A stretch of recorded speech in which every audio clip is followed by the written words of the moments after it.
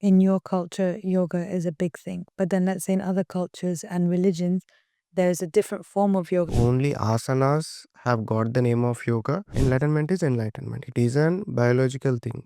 In today's world, there are many misconceptions regarding enlightenment. People think it is a philosophy. After enlightenment, the person is a spiritual being. They find their own paths and their own way to become spiritual or enlightened. There is only one path and people are not aware of it yet. N number of paths to reach enlightenment, but the state of enlightenment is one for everyone.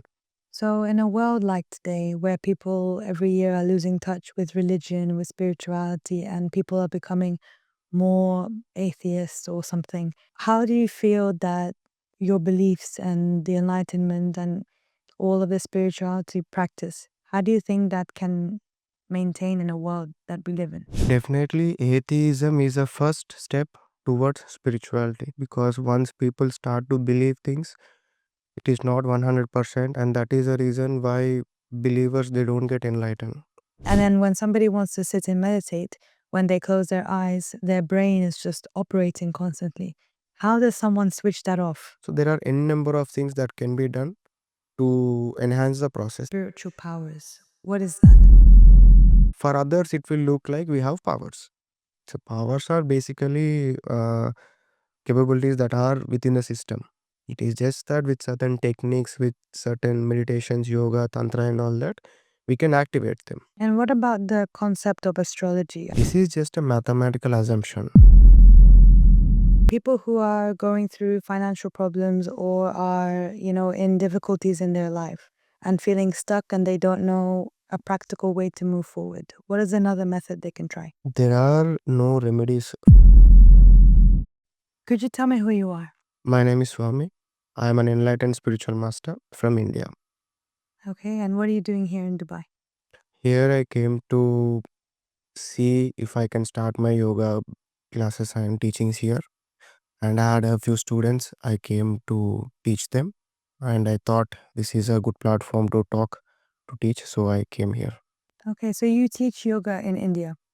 Yeah, I teach Tantra yoga. What is that? Tantra yoga is basically using substances from nature for our spiritual growth as well as for material growth, for external success, for any obstacle removal. So, what is the difference between that and normal yoga, for example? Yoga is something that is made for anyone for their spiritual upliftment and to reach enlightenment. But these days, only asanas have got the name of yoga, and the rest of the yoga has got extinguished. In that extinguished department, there is an part of yoga called Tantra Yoga, which can help people to reach enlightenment.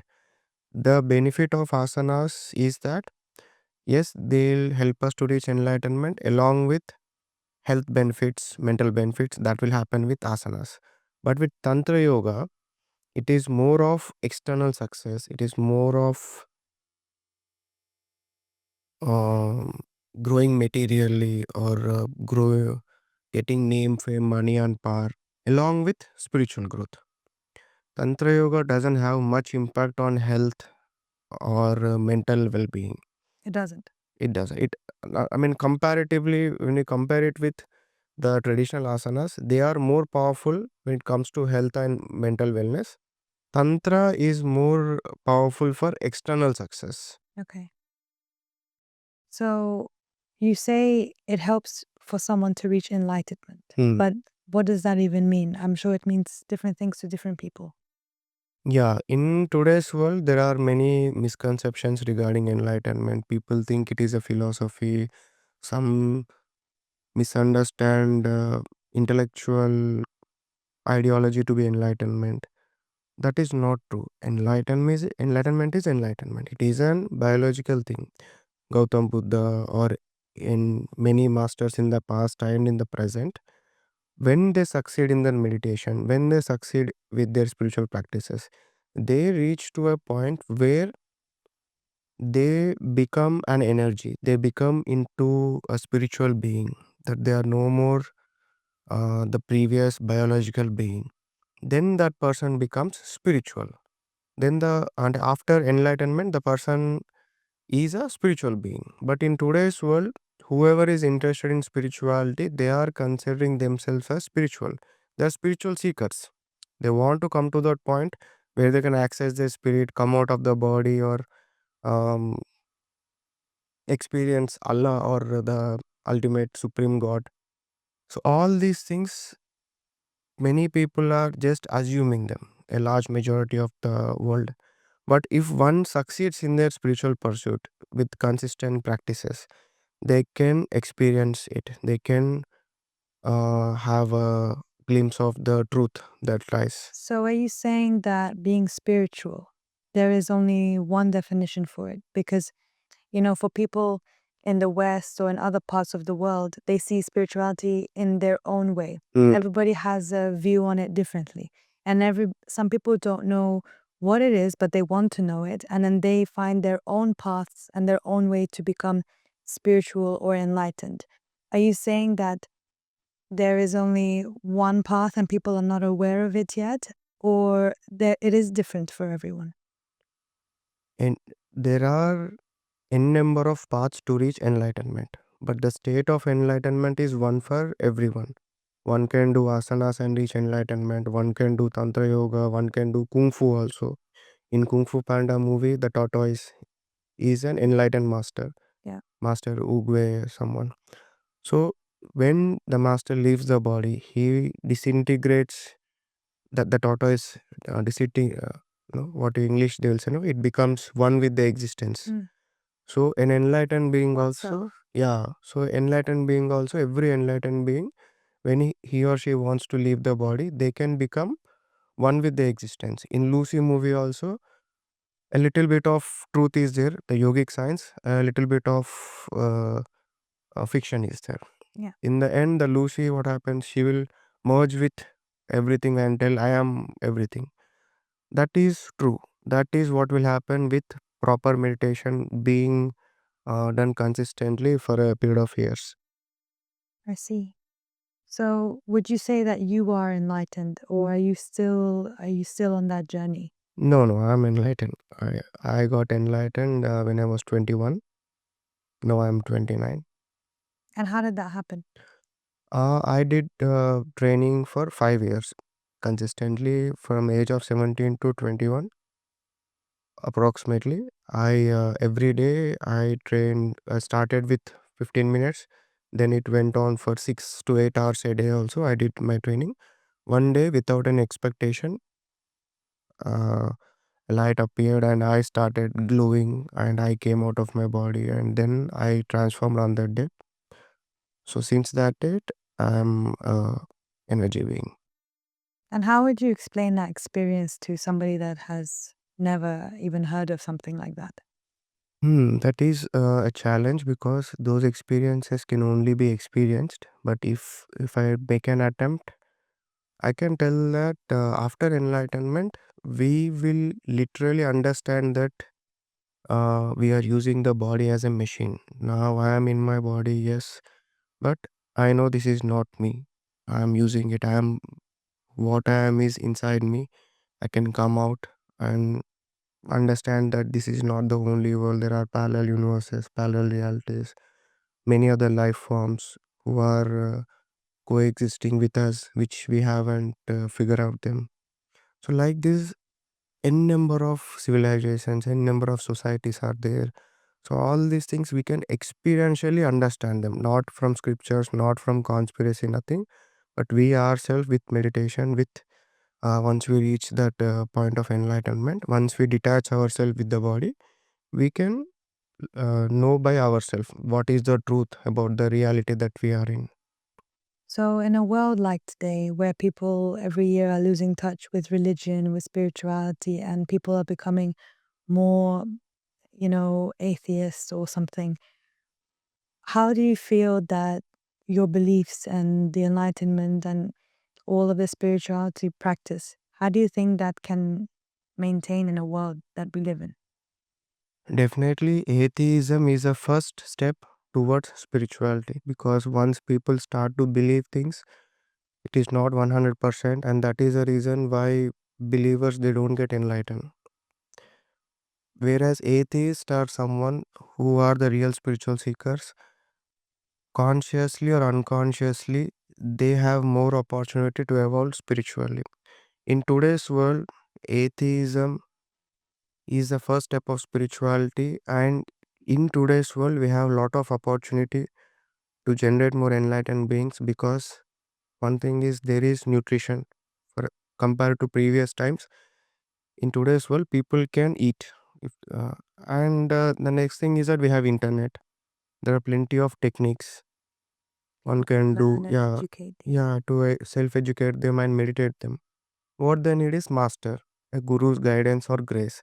That is also available. There are n number of non-physical masters. So they just have to start meditating. Start with 15 minutes, then slowly increase it to 3 hours or 6 hours. Consistently, when one is doing this, at one point of time, enlightenment will happen definitely. But this has to be done at the earliest age possible. The younger the student tries to do this, the shorter the time to reach enlightenment.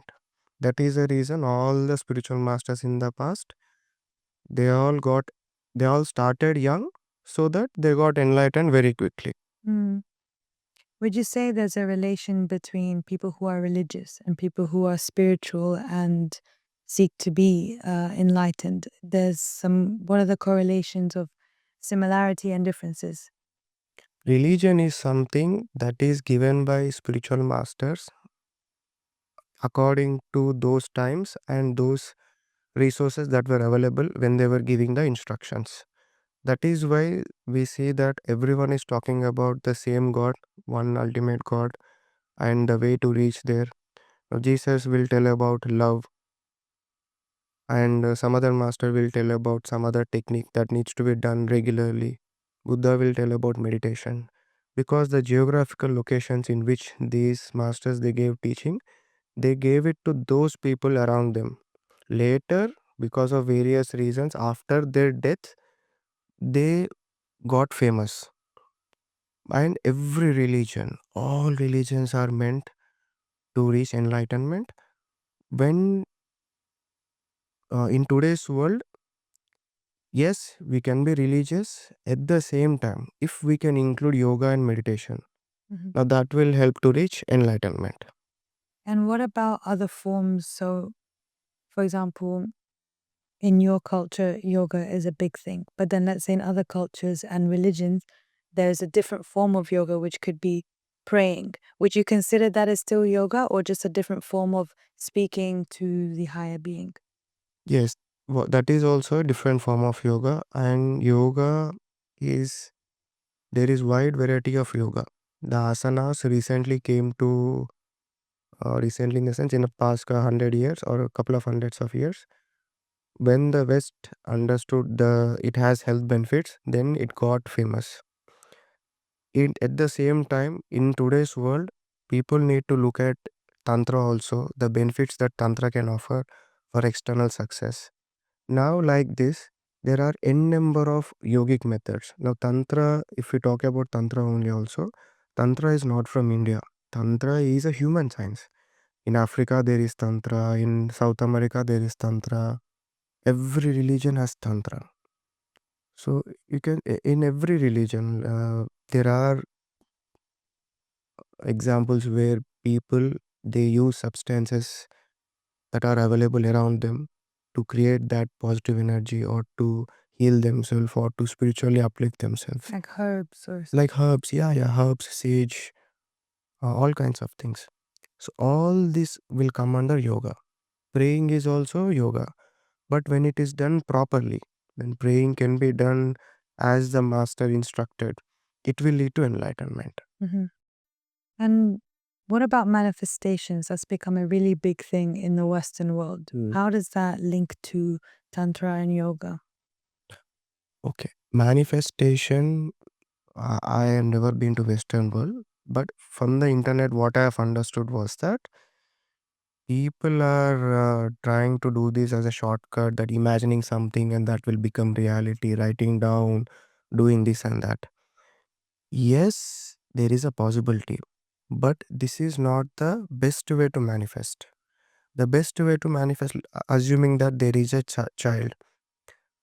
Now, if you ask the child to manifest, he or she will manifest chocolates or something like that. Nothing useful for him. It's not good. Too many chocolates will cause decay, right? Tooth decay. So, like that, people are with ignorance. They are misusing these techniques and limiting their own potential.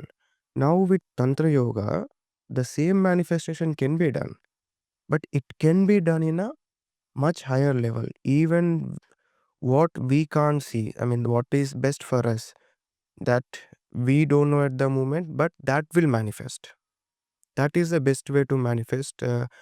Because of this, masters always never gave these techniques about manifestation in any religion books. To make this a possibility, they always told to submit yourself to God, so that the manifest. This is also a kind of manifesting things. When you submit yourself, that you're not uh, creating any patterns that want to be manifested, then the higher power or the brain itself will expand in such a way that it will manifest a very better reality than what we would do for ourselves. And these are all very shortcut things. Even on the internet also, there are many people who are not rich, but they'll claim to be rich. They will tell, I have this much of money, I have cars, I'm a rapper. Mm. Yeah, they pretend. They think that fake it till you make it, and some You slogans. think this is a way that they manifest the It future? won't help. It will not help in But reality. would you say that that's a way that they manifest, where they fake it till they make it? Is that a form of manifestation, to pretend and then it will be? They are misassuming that it will happen. In reality, it will not happen. It will happen with hard work only. That is the reason it will take time. If assuming that someone is faking till it make it and pretending that everything is good, you'll see that they are going through a lot of suffering, because they have to fake all the time. They have to pretend to be rich. They have to go to high-end restaurants and worry about paying the bill and all that. Whereas if we take example of real people who make money, real people who are billionaires, they have a journey they have made. They have a journey where they came from zero, where they were struggling, learning along the way, understand market in every market situation, every times, even in financial depression time also, there will be a scope to make huge money. So that perception is what will make them rich. These guys, they are investing their energy and resources in pretending to be rich, whereas they don't have that capability to make that money.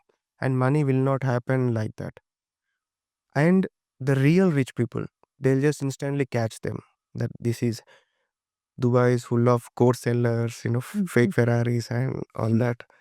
So it's very easy to catch them these days, especially because there's too many of them.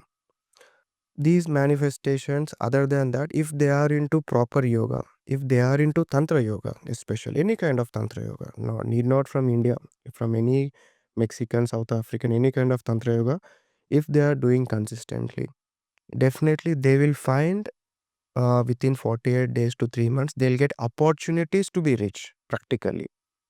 So it's Now, like a physical, you can achieve something physical, physical, material that you want. material or name, fame, power, that also can be. That's interesting. Hmm. So when people hear the term guru or spiritual master, what exactly does that mean? How would you define that? In today's world, guru is like everyone is a guru these days. That the term has got polluted. In reality, in Indian perspective or the truth perspective, only a spiritual master should be given the term as guru. Rest are all teachers, acharyas. So, if in that, who is a real guru? Only a being, a spiritual being who can give enlightenment to others is a guru. But especially in India, India is something that recently they are getting education. There is nutrition happening. There is a still lot of need that they understand the truth about gurus, because in India majority there is a formula, and not only in India, for West also there is a formula. In India, one who can wear this uniform, if they can speak in English and talk about spirituality, he will be considered a guru. In the West, it's about ambience. If they're talking about in a slow thing, soothing, The meditative, aesthetic. Mm. aesthetic. So that is they consider them as gurus. In reality, both are wrong assumptions. Enlightenment is enlightenment. Only an enlightened being is a guru.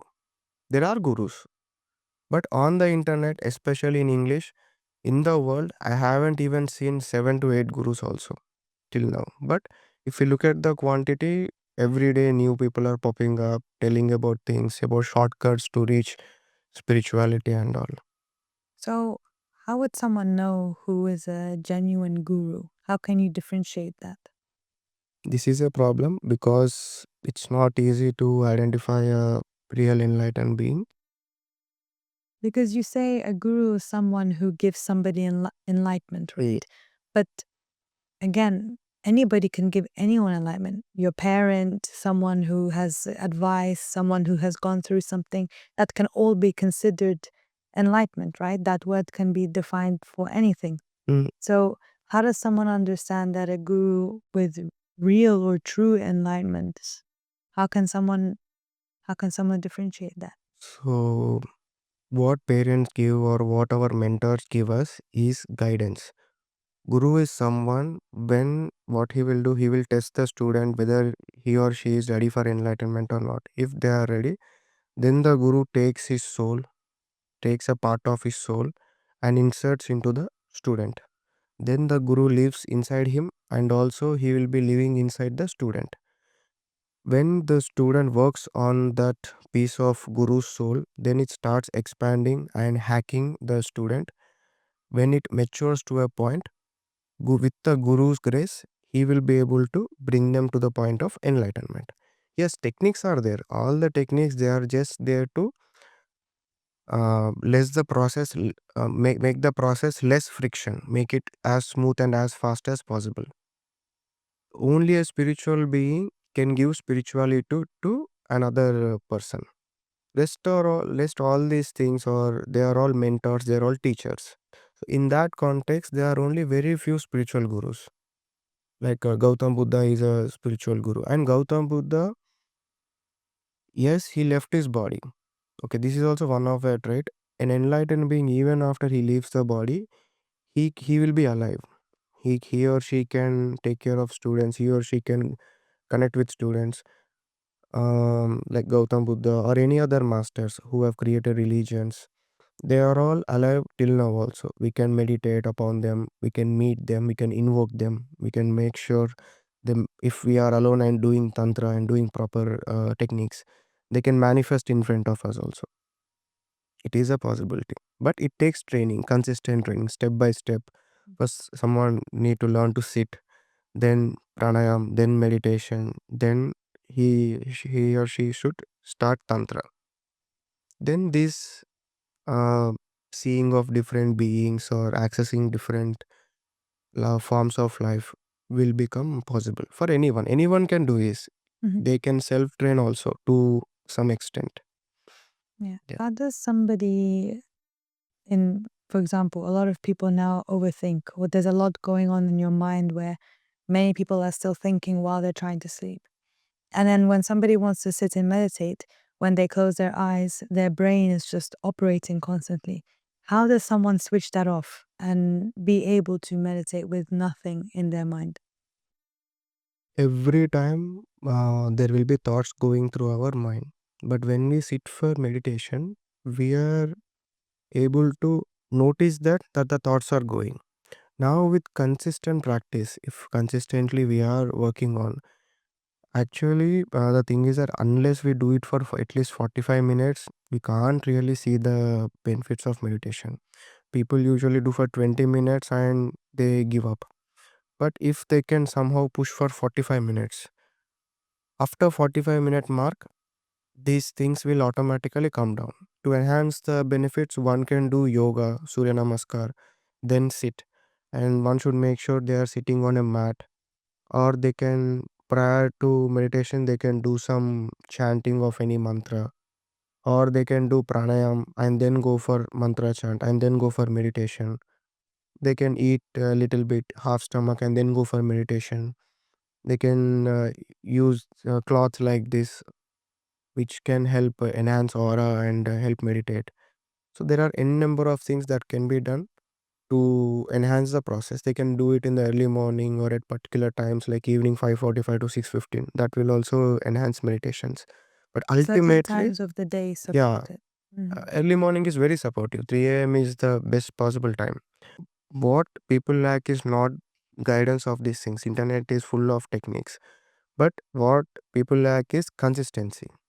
If consistently they are sitting at a particular time, particular situation, particular direction, continuously for at least 12 days also, they will start to see the results. At that time, assuming they are sitting for every day, morning or evening 5:45 or some amount of time. Mhm. Now, after 12 days, even if they don't sit, also their biological clock will tell to sit there and make sure that process happens. Ultimately, Mhm. consistency is the key. I see. Mm, So let's talk about spiritual powers. mm, What is that? What does it actually mean? mm. Spiritual powers, for someone who doesn't have access to them, they will look like these are spiritual powers. But if once we get spiritual powers, we experientially will understand that this is a capability of the mind. In the mind, we are only accessing a certain part, and if we are accessing that part, which no one has worked upon, then we will gain certain capabilities. When we demonstrate them or when we make use of them, for others it will look like we have powers. So powers are basically capabilities that are within the system. It is just that with certain techniques, with certain meditations, yoga, tantra, and all that, we can activate them and make use for spiritual growth, not misuse them, because misusing them will cause a lot of problems. So they should be only used for spiritual growth. What's an example of a spiritual power? There are n number of spiritual powers. Now, if someone, I mean, if once we get enlightened, we understand that these are all obstacles, these are all problem creating things. But for a student who has not got enlightened and he is going for enlightenment, if he is going through the path of tantra, it will start with spiritual powers. Yes, it is a very faster, one of the fastest methods to reach enlightenment, but it is very distracting. The moment they get spiritual powers, assuming that they are doing certain practices and now they are able to get these intuitions of people, of their friends, what is going to happen to them in the future, or what they are doing right now, or what they are thinking about them, or any kind of power. There are a number of power, like reading someone's thoughts, or able to predict future, or getting to know what's wrong with them. All these astrologers, people who are these mystic shops, they all have powers. And because of those powers, because of they accessed them before enlightenment, they missed enlightenment and got stuck in that. And now they in that loop, they got into that loop. So they are trying to make a living out of that only. Hmm. Anyone can gain spiritual powers, but yes, it has certain benefits or certain enjoyment in the beginning. Later, it will become a curse. No one will like that. So too much power can become bad if the person decides to take it that way. But my question is, Mm, in today's world, a lot of people, especially in the West, mm, they only believe if they see, mm, or with facts, or with science evidence and proof behind certain things. So somebody from the West listening to this would say, "Oh, there's no such thing as mm, spiritual powers." mm. What would you say to that individual? So I will tell that take any mantra of any deity, Google it, s- try to stay alone in the room, light a lamp, light some incense, preferably sit in east direction and chant the mantra. Why East direction? East is like all rounder direction. There are Every direction can be used for particular deities, but since we don't know the deity that he or she might try, so east will be something that will work for everyone. And if they are doing this chant at 3 a.m. in the morning consistently for 48 days without even missing one day, then the deity will manifest there. Deity will slowly approach there. Deity will start talking with that person, giving, exchanging thoughts. These are also energy forms. They communicate mind to mind. So we can talk with them, they can talk with us. When there is love and affection between the deity and the student, transaction of energy, transaction of information, capabilities will happen. When these are being noticed by someone who is not doing any sadhana or any spiritual practice, they will think that he has got spiritual powers. There's nothing much, but it's just consistent practice of techniques. Anyone can get it if they are doing it consistently for 48 days. Definitely they will do it, and many people in the West, they do it, especially the Mhm. rich people. They They, do? yeah, they do. They disappear for 48 days to islands and here and there, isolation, nature. They do these rituals, which, and not all powers, just the powers which will make sure the businesses go well, they get money. It is not, I don't suggest those things, Mhm. but they are doing it. They are using that for money making. Or some people, because of lack of understanding of these things, fall prey to another set of beings, negative entities, demonic entities, making a deal with the devil kind of stories. I got to know this from research and Hollywood movies only. I've never seen them. But assuming that if that is being done, then that will cause a lot of problem. In the beginning, there will be a lot of hype. There will be a lot of wealth coming in very short time, and once there will come a point where everything will start uh, not to give happiness, and and the person who has made that deal with the wrong entity, the entity will start taking sucking life from him, eventually making him commit suicide or die a sad death. That will happen. So there are two. It's very powerful if we can do it with positive energy, with consistency, with hard work. Yes, it can be done. But if they are looking for shortcuts in tantra and going after these beings, it will cause a lot of problems. Do you know a specific story where it went wrong? Every day I deal with these stories. I have one Western couple also I saw. They are Russian and they live in Australia. They came to India when I was in a certain place. So that woman's uh, father gave human sacrifice in Russia.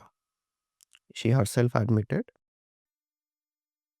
And because of that, the curse happened that an entity started living inside her stomach in the body. Her child got issues. She was going through weakness, all problematic. So she came there. So she wanted that exorcism to be done. In those days, this was many years ago. We did not have proper toilets also in that place. It was a very forest and village oriented place. So we told that it will take 48 days of time. Like, where do we keep you and all that? She was like, okay, we will go back and then we will come again. We'll make a plan and we'll come. So we told that these opportunities will not come again. The thing that's inside you will not make you to come back. Some situations will be created where you can't be doing it. Try to find an accommodation here and we'll see how to work it out. They felt it was insecure because it was a village, Mm. not city, very far village. There was no hotels. So they thought no problem, we know the address, right? So we'll set things back there and we'll come back. Yeah, Siberia. She told she was from Siberia something, but they never came back. They never came back. Never came back. And I did not know much internet also those times. I didn't had any. I knew what email was and all that, but Insta or Facebook or phone, that was not much accessible in those days. And even modern times also, many people they, even in West also, no, many people they do crime, and when they ask in the judge, why did you do it, they will tell the voice, Confession. the voices in my head told me and all that. Why that will happen? Because they will do drugs, alcohol and other things which will destroy their aura, destroy their shield. The entities will enter them. That will make the good people do bad things. And in front of judge also, many people they will tell. And this phenomena was recorded in religions as the devil, we stay away from the devil, be with the angels, and on all religions. So there are these things, but if one is into any spiritual practice, one is doing praying or one is doing certain cleansing system, you need not worry about anything. I see. So, how do you know that billionaires and rich people go off and they do these rituals, good or bad, to maintain their wealth? Hmm. How did you come to know it? Because from the YouTube, I scroll and see, try to see the world through that. So I see some billionaires and millionaires, their energy system, the kind of practices they are doing, or the kind of entities that they are approaching. With that, I know that yes, these people are into Tantra, these people are doing this. Some other people, they are not into Tantra, they are just happen with only casual only. Many of them are, especially the shocking, what was shocking for me was, yes, in India, politicians usually do it. Politicians and businessmen, not all businessmen will do it. Not very, almost all the politicians will do. Very northern part of businessmen, they will do it. The southern part, it's very less. I never expected the white people or the Western people getting into these things. That Mm. shocked me. Where did these guys found all this? Where are they doing this? Then try to find to do that. They need to have a place and certain things need to be done, fire and all. Mhm. Then I found, okay, certain billionaires, millionaires, they have these islands, private islands, where they go for 48 days or 1, 2 months, 3 months like that. Okay, there they might have Mhm. placed those things. And what about the concept of astrology? I know it's a big thing in India. It's been there for thousands of years. It's now become like a Western trend, astrology, where people talk about star signs and things. What do you say about that? Astrology is, it has been in all over the world, all over cultures. In India, it is surviving a lot because there is a lot of specialization happen. This is just a mathematical assumption. The time when we are born, there is an impact of the planet that is on the energy system, on the chakras. How the energy flows in the chakras depends on that, the brain patterns, the brain functions in a particular way. If we can change the chakra energy flow, the thought process, the skill set, the areas that we are interested in will change. So when they are born, depending on those mathematical calculations, they will figure out certain charts that this part of the brain will be active so that he or she will go in this direction or excel or succeed in this direction. But with consistent practices, it can be altered to any direction. One can become an actor, or one can become a politician, one can become businessman.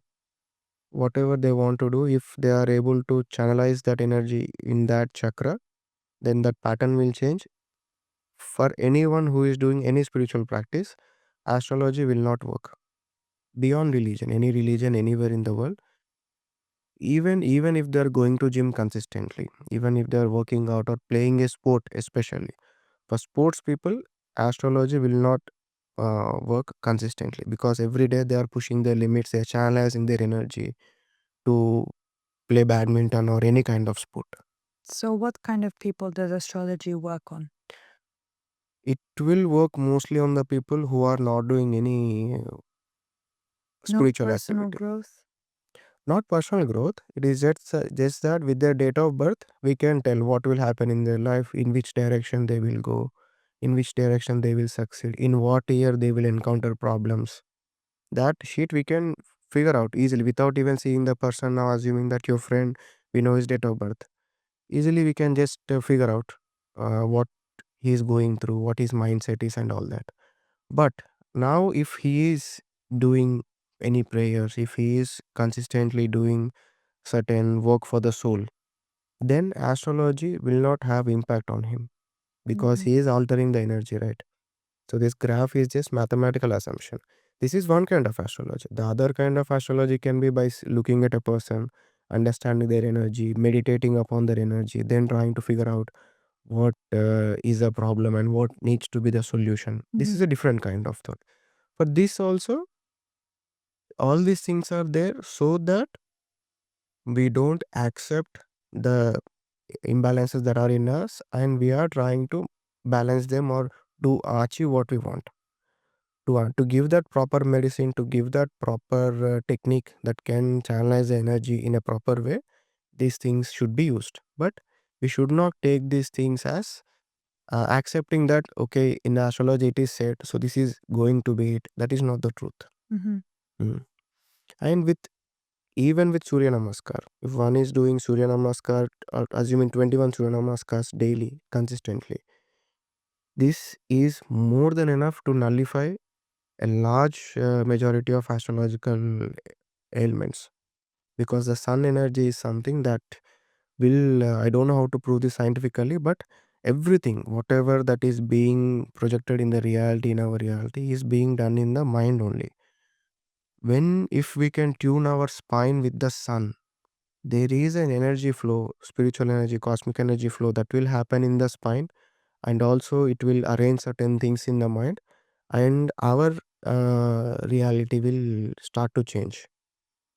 This anyone can experiment daily doing 21 Surya Namaskars and see how things will happen automatically, how the mind gets powerful, and how if we wish something that will be ready made before we Mhm. go after that.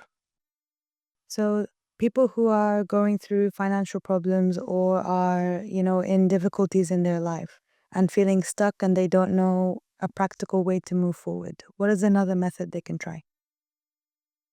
There are no remedies for them because yes, Surya Namaskar or going to gym, maintaining cleanliness, waking up early, these things they can give result to some extent. But if we can analyze the energy of the person, if we can have a personal visit with the person, then we can take some time and clearly decide the technique that can rewire the brain, make sure the energy flows properly, and then whatever the hurdle was there, it gets cleared off. It can be done. Mhm. This looks like superstition, but with the right technique, with the right guidance, if one approaches them, one uses them on their body and mind, it will give that results. We are only accessing a small percentage of our mind, and we have evolved to a greater degree compared to other beings. There is still so much that is there to tap within our minds, which can be done with yoga, meditation, tantra, or any kind of things. Mhm. If once we can do that, then all these things will naturally fall in place. I see. Well, this was a really interesting conversation, and thank you for sharing your insight and your experiences. Is there any last message you would like to say to the audience? I would tell that every day spend some time, whether it be 15 minutes or 20 minutes, but do it with consistency. I never thought that I'll get enlightened with doing that. I did it randomly and it gave me wonderful results. So it can happen with you also. Always remember, it's not how long you are putting your efforts, but how consistent are you with your efforts. So consistency is the key. Be consistent with your spiritual practices. You take advantage of the times that we are in. There is internet, there is nutrition, there is everything that you want for spiritual growth.